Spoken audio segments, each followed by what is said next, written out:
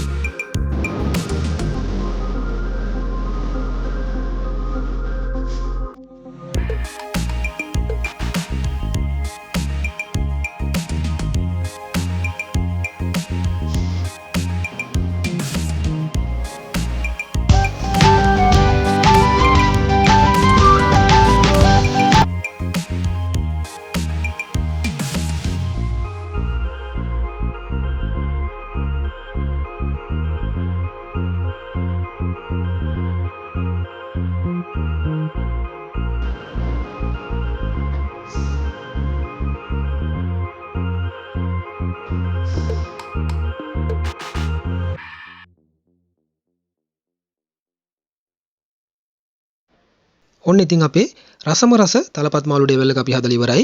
ඔයාලට පුළුවන් මේ විදිහට ඩෙවල් එකක් හදලා රස බලන්න, ඒ වගේම රස බලන්න දෙන්න.